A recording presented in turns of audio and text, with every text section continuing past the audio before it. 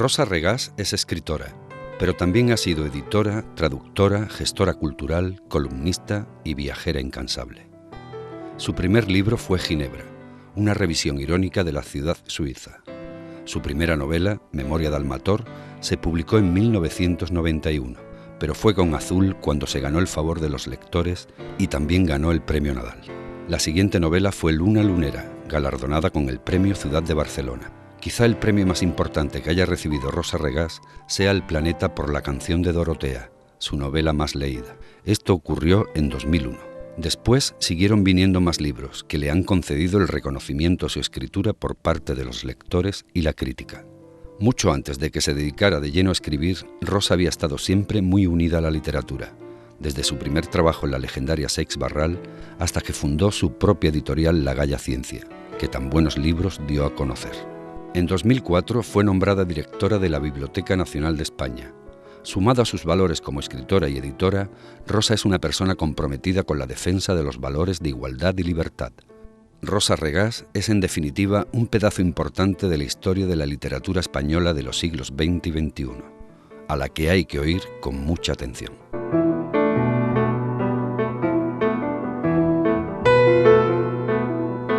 Bien, yo nací en Barcelona a final del año 1933 y, bueno, de un padre y una madre normales, bien, una familia. Mi padre era abogado y mi madre, no recuerdo. Pero entonces vino la guerra y entonces nos mandaron, a mis hermanos los mandaron a Holanda, a mí me mandaron a Francia, donde estuve hasta los 6 años. Cuando volví, mis padres no pudieron volver porque mis padres eran republicanos y entonces caímos en manos de mi abuelo, que como la mayoría de la burguesía catalana se había pasado al franquismo, y entonces me llevaron a un colegio de monjas donde estuve hasta los 17 años. Salí a los 17 años, me casé al año siguiente, tuve 2 hijos y luego pensé que quería hacer algo distinto de estarme en casa y ingresé en la universidad, en una época en que las mujeres casadas no iban a la universidad, pero yo sí fui, y otra chica de farmacia de Madrid. Para una niña que estaba en un colegio interna era una España muy cerrada. Yo recuerdo poco. Afortunadamente yo fui a un colegio normal. Las monjas eran unas monjas nada beatas y nada franquistas. Teníamos el director del colegio era un sacerdote que había sido director del seminario en la época de la República y por eso fue castigado y por eso lo llevaron a este colegio de monjas, para mi gran suerte, porque es la persona que seguramente me ha enseñado más cosas en mi vida, no de una manera directa, sino por su comportamiento, por sus sermones, por su manera de hacernos hacer teatro, por todas estas cosas. Recuerdo que decía una frase que yo la repito siempre en todos mis libros, que me ha enseñado mucho, decía: si buscas una mano que te ayude, la encontrarás al final de tu brazo. Siempre decía cosas así, pero o por ejemplo que no hay libertad sin libertad económica y tantas otras cosas que cuando eres niño pues te parece que son butats, son como chistecitos, pero que a medida que vas creciendo te marcan mucho. Lo que yo recuerdo de estos años es muy poco. Tengo flashes de recuerdos en la casa de mis abuelos que vivían en la calle Fernando, una calle de la Barcelona antigua. Recuerdo ver las filas de presos encadenados que los llevaban a Montjuïc. Recuerdo las conversaciones de las mujeres de la cocina hablando sobre los que habían fusilado. De hecho, yo he escrito un libro sobre estos años, un libro que se llama Luna Lunera. Y en este libro es la parte novelada de mi propia infancia, de la infancia, esta infancia dividida entre los padres republicanos, que acabas mitificándolos, y la parte más dura de un abuelo autoritario, católico, que se creía Abraham y que por lo tanto estaba dispuesto, por amor a Dios, a matar a sus hijos y a sus nietos y a quien hiciera falta. Y por lo tanto este es el argumento fundamental de esta obra que se llama Luna Lunera. Después, cuando me casé, habían pasado muy pocos años, estábamos todavía en plena posguerra. Yo recuerdo la ciudad muy triste, la recuerdo muy, no sé, la recuerdo una ciudad muy triste, gris, sucia, sí, así la recuerdo, pero tampoco puedo decir muchas cosas porque yo no había conocido ninguna otra ciudad más que las ciudades donde había vivido de pequeño y casi no recordaba.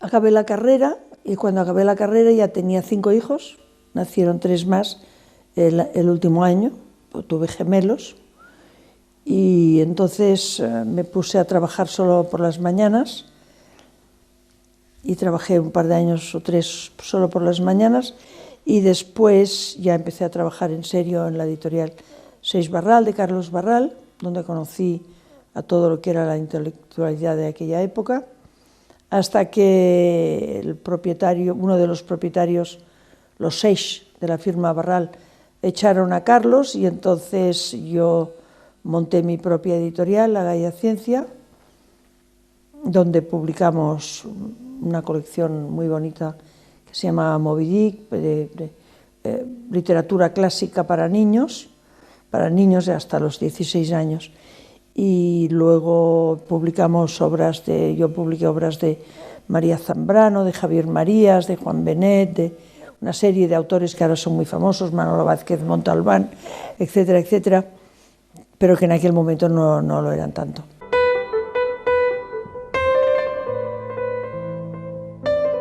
Yo sabía desde siempre, desde que era pequeña, que me dedicaría a la literatura y que escribiría y que sería escritora. Lo que pasa es que yo no soy una persona que ha tenido una sola vocación, como tantos escritores que han tenido la suerte de tener una sola vocación. Se han dedicado a escribir desde que eran pequeños y han seguido desarrollando con muchísimo éxito su propia andadura. Yo he tenido muchísimas vocaciones, muchísimas.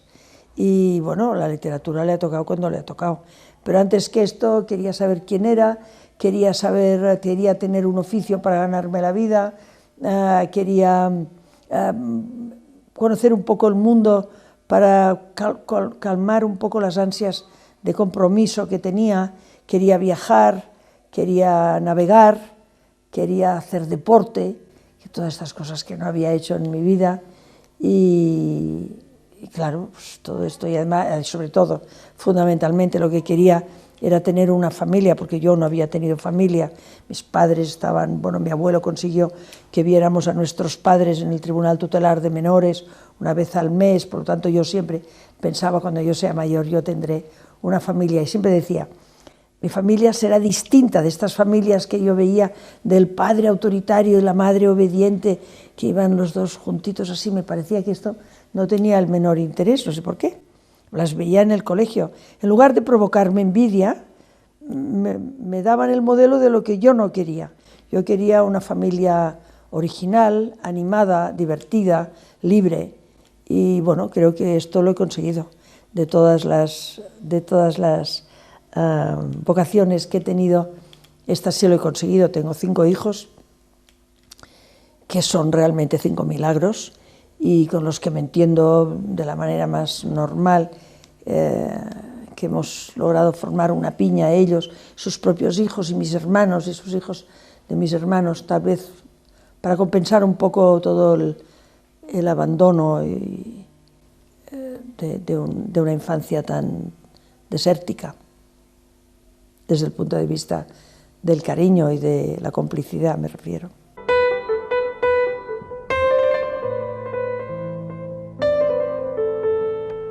Cuando iba a la universidad era muy amiga de Miguel Barceló, un joven poeta que hacía románicas con Salvador Clotas y con Francisco Rico Manrique, y este hacía una cosa que llamaba Sobresadas Party en una especie de pensión que vivía en las Ramblas.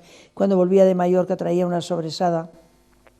En aquel momento las sobresadas no se podían comprar en las charcuterías, porque en las charcuterías no había de nada, había queso manchego y de bola, y yo creo que había un poquito de jamón, y no recuerdo, pero cuando él venía con una sobresada nos llenaba de alegría, y entonces con unas botellas de vino, entonces él invitaba a Jaime Gil, a José Agustín Goytisolo, a Carlos Barral, y allí los conocí, pero los conocí cuando estaba todavía en la universidad, y cuando empecé a buscar trabajo, yo de hecho había estudiado filosofía pura, y había estudiado, quería seguir estudiando lógica matemática, no sé por qué, pero tenía esta manía.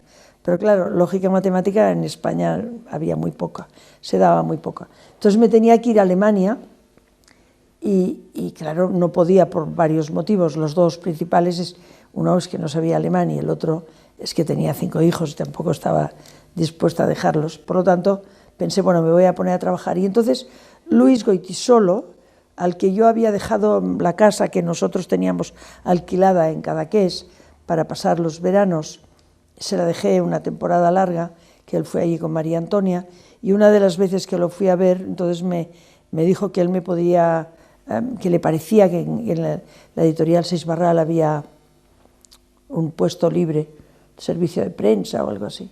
Bueno, total, que entré a trabajar en Seix Barral en octubre del 64. Y allí primero estaba haciendo albaranes, después me pusieron en servicio de prensa, después en producción, después en literaria, etcétera, etcétera. Y fueron unos años fantásticos porque fueron mi verdadero aprendizaje de la literatura. Yo recuerdo que tenía mi despacho al lado del despacho de Carlos Barral, que era mucho más grande, y ahí se reunían Gabriel Ferraté y Jaime Gil, y cuando venía Ángel González o venía Caballero Bonal o venía todos los autores de Madrid, todos estaban allí, siempre discutían, siempre yo entraba con cualquier pretexto a preguntarle algo de Carlos y luego disimuladamente me quedaba en un rincón a escuchar lo que decían. Y así me fui enterando poco a poco de lo que era, por ejemplo, la poesía moderna, de la que yo no tenía ni idea en aquel momento. Me fui enterando poco a poco, llegaba a mi casa y intentaba buscar los libros, si no los tenía, pues los compraba, los pedía prestados, o iba a una biblioteca. Las bibliotecas no tenían libros de John Donne, por ejemplo. El primer día que yo fui a trabajar a Seix Barral, yo había terminado mi carrera, había hecho la tesina sobre el concepto formal de estructura con Manolo Sacristán y me sentía muy orgullosa, y de repente me pusieron a hacer albaranes, y venga a hacer albaranes. Estábamos en un sitio que había como 30 chicas todos haciendo albaranes. Y aquí había una cristalera muy grande y apareció Gabriel Ferraté a las 10 de la mañana, absolutamente borracho. Apareció que iba a ver a Carlos, no sé por qué. Y entonces en un momento determinado abrió la puerta, me vio allí y me dijo: Rosa, Rosita, ¿quieres venir a la cama conmigo? Es que estoy muy borracho y lo necesito. Todo esto lo dijo de una manera mucho más soez todavía. Y yo me quedé tan horrorizada porque era el primer día que estaba allí con todas aquellas chicas y se me ocurrió decir lo peor que se puede decir. No, dije, no puedo, es que tengo mucho trabajo. Y entonces él se tiraba por el suelo de la risa con mi respuesta, y las chicas también, porque las chicas ya estaban acostumbradas. Pero bueno, yo lo quería mucho a Gabriel, muchísimo, muchísimo, muchísimo. Era uno de los hombres más inteligentes y con una inteligencia tan profundamente atractiva, que estabas a su lado y daba igual de lo que hablara, de lo que despotricara, daba igual. Era un disfrute, era realmente una inteligencia atractiva, como yo he visto muy pocas. Y además con una capacidad, por ejemplo, de aprender idiomas. Él aprendió el polaco para traducir a Gombrowicz. Es que llevaba tanto tiempo Gabriel Ferraté empeñado en que en Seix Barral se publicara Gombrowicz, que vivíamos todos pensando en Gombrowicz. Y entonces Gombrowicz era, desde luego, mucho más familiar que Mishima, a pesar de que también lo era, y lo conocíamos más y habíamos leído más y eso. Pero sobre todo era el trato con él lo que era fantástico. El hombre con menos limitaciones que yo he conocido, no diré psicológicas, pero sociales, por ejemplo, menos limitaciones de hablar de todo y con todo y de todas las maneras, y con un criterio que no parecía no tener ninguna influencia negativa de nadie, ¿no? Que iba por libre, y era una gozada oírle hablar. La figura de Jaime es una figura como tantas otras figuras de personas muy queridas que han muerto, que para mí suponen lo que es el ambiente donde yo he vivido los años más felices de mi vida, realmente los más felices, no porque fueran mejores, sino porque son los años del descubrimiento, el descubrimiento de la literatura, el descubrimiento del compromiso, el descubrimiento de la amistad, y para mí fueron realmente, es como un descubrimiento brutal de lo que era la vida, que no tenía ni idea de que la vida era así. Jaime Gil formaba parte de toda esta gente. Jaime Gil, con su voz y con sus palabras, con las palabras de Carlos y las de Gabriel Ferraté, forman parte de todo lo que fue el aprendizaje, como he dicho antes, el aprendizaje literario, pero también el aprendizaje de muchas otras cosas.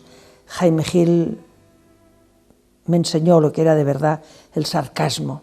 Jaime Gil era sarcástico y hacía falta escucharle porque siempre, siempre, siempre todas sus frases estaban teñidas de sarcasmo, y eso, como era un sarcasmo inteligente, no era eso que estamos acostumbrados ahora, que lo vemos en la televisión todos los días. Por esto yo apago siempre que puedo la televisión, y las ¿cómo se llaman estas ruedas de gentes?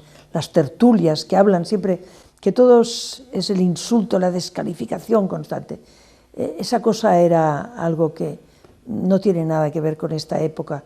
Era el sarcasmo, era la ironía, a lo mejor era la descalificación, pero sin ofender, de alguna manera poner de manifiesto con la inteligencia lo que uno quería decir, ¿no? Y eso a mí la verdad es que me gustaba mucho. Yo fui muy amiga de Jaime, muchísimo, y nuestra amistad empezó sobre todo cuando yo me fui a Áncora y Delfín, que era una librería. Yo estaba en la universidad, todavía no la había conocido, estaba en la universidad y pedí un libro de Jaime Gil, porque Miguel Barceló me había dejado uno suyo. Entonces pedí un libro de Jaime Gil y no lo tenían. Y entonces yo dije, pues deme todos los libros que han salido, habían salido 2. Y cuando volví a buscarlos, Jaime me los había dedicado. Se ve que el director de la librería. Y entonces a partir de aquel momento ya nos hicimos más amigos. Luego yo le convencí para que él escribiera sus memorias, que no me las dio, se las dio a Esther Tusquets. Pero en cambio tengo un libro suyo dedicado, en el que dice: estas memorias que te pertenecen a ti. Y esto me compensó un poquito, no mucho, pero me compensó. Bueno, lo conocía mucho, lo conocía de las noches de Boccaccio, lo conocía de las presentaciones de libros, lo conocía de cócteles y de aquella locura que vivimos tan divertida, lo que fueron una manera de divertirse y de romper amarras con el franquismo, sobre todo con la moral de la Iglesia Católica y del franquismo, que fueron los años, deliciosos años, desde el 65, 66, o incluso antes. Luego se fundó Boccaccio hasta el 74 o 75, que fueron los años que luego se han dado en llamar la Gauche Divine, que no tiene nada que ver con la Gauche Divine, pero que sí fueron unos años en los que nos atrevimos a vivir un poco más abiertamente de lo que habíamos vivido en aquella España sórdida, siniestra, negra, que todo estaba prohibido, que todo era pecado, que todo lo tenías que ir a confesar.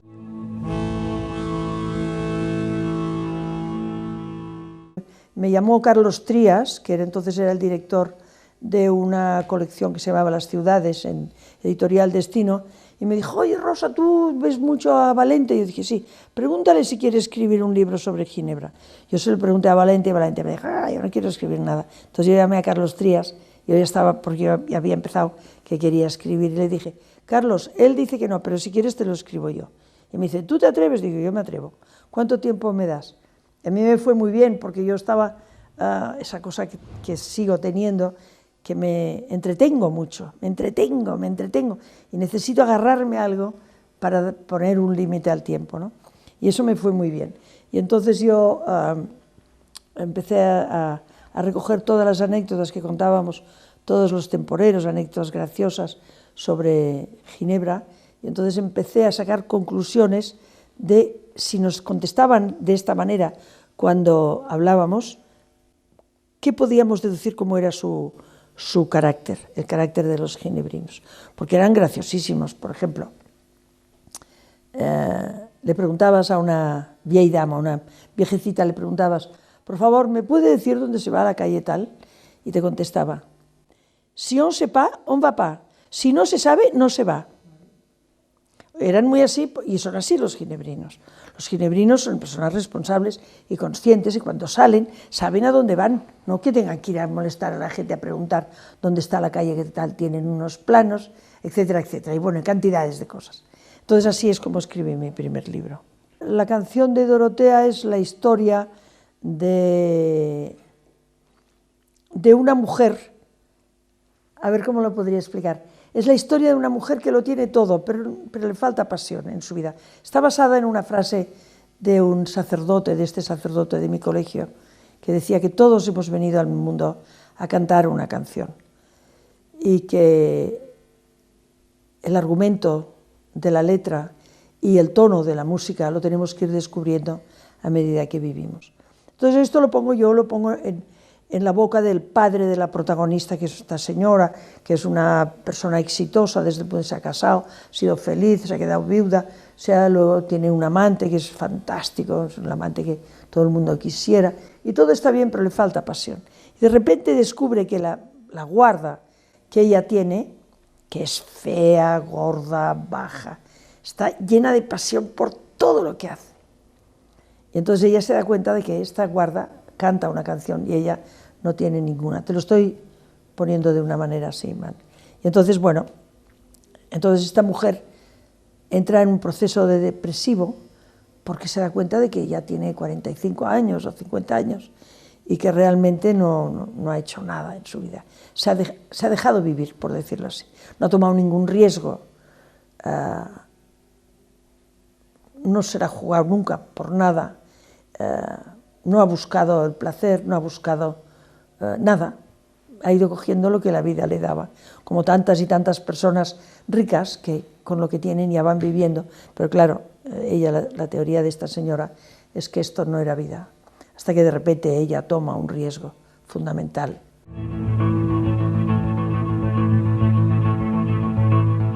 Yo soy abuela, pero además soy abuela de verano. Soy un poco más abuela en verano, porque en verano, desde hace ya 20 y pico de años, me quedo con todos los nietos. Empecé con 1 o 2, pero claro, se han ido multiplicando.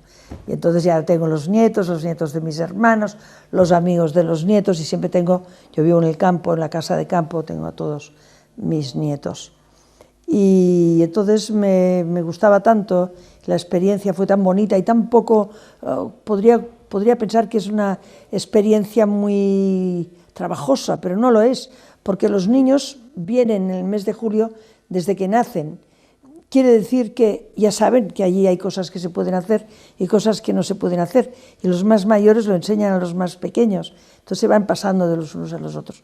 Y como a ellos les encanta, porque se vuelven locos estar con los primos, les gusta mucho, a pesar de que ahora hay algunos que ya son muy mayores, solo vienen un fin de semana o 3 o 4 días, pero les encanta, lo pasan muy bien. Entonces me ocurrió escribir un libro, que es el diario de una abuela de verano, explicando un poco la parte más melancólica de estos encuentros, que es cómo te das cuenta exactamente del paso del tiempo, porque cada año vienen los niños, son un poquito, cuando te quieres mirar atrás, ya casi no quedan niños pequeños. Bueno, todavía me quedan 2 muy pequeños, pero ahora ya tengo bisnietos, ya también vienen los bisnietos. Pero el paso del tiempo es realmente una experiencia que a mí me gusta siempre poner en mis libros, porque realmente es lo que más me tortura. Siempre me acuerdo de aquella frase que me dijo el director del Museo de Damasco cuando salimos, ya me había enseñado todo el museo, un hombre maravilloso, y me dijo: adiós, y que sea feliz en su trabajo. Dice, el trabajo no es un castigo que nos ha dado Dios. Él era musulmán, no era católico. Y dice, el trabajo es un regalo que nos hace Dios para que no nos vuelva locos el paso del tiempo. Y entonces realmente me ha quedado esta frase, porque yo realmente tengo mucha sensibilidad para el paso del tiempo. Y con la venida de los niños cada año, así como si vienen mis hijos, no me doy cuenta de que ha pasado el tiempo, porque una persona de 35 años es casi igual a una de 40, pero un niño de 5 años no es igual a un niño de 10. Por lo tanto, a medida que van viniendo y tú los vas viendo y piensas, caramba, pero si ya no necesito sillitas pequeñas, pero si ya no necesito y los vas viendo cómo crecen, cómo cambian ellos mismos, y el que tenía mal genio de repente ya no lo tiene, y el que contestaba mal sigue contestando mal, pero es más inteligente. Y todo este cambio que se produce en un niño desde los 2 años, que es la época que pueden venir solos, hasta que tienen 16 o 17, que ya vienen como personas mayores, ya comen con los mayores, etcétera, es impresionante, es realmente impresionante.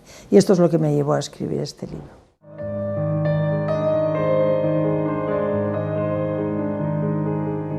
¿Quién soy yo? ¿Cómo soy?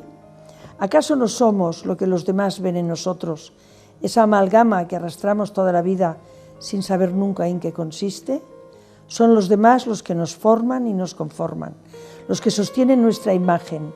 Con ellos vivimos y somos, y con ellos moriremos cuando mueran, o desapareceremos cuando su memoria se desvanezca o nos alcance su desprecio. Pero aún así yo me niego a rendirme a la evidencia, y quiero creer que sé quién soy y cómo soy.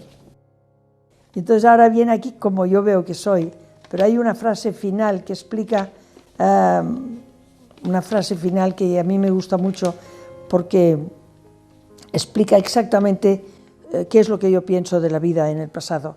Dice, y solo, acaba diciendo así, y solo quisiera volver a los 20 años para andar día y noche en minifalda, porque es por la única razón que volvería a los 20 años, no volvería por ninguna otra razón.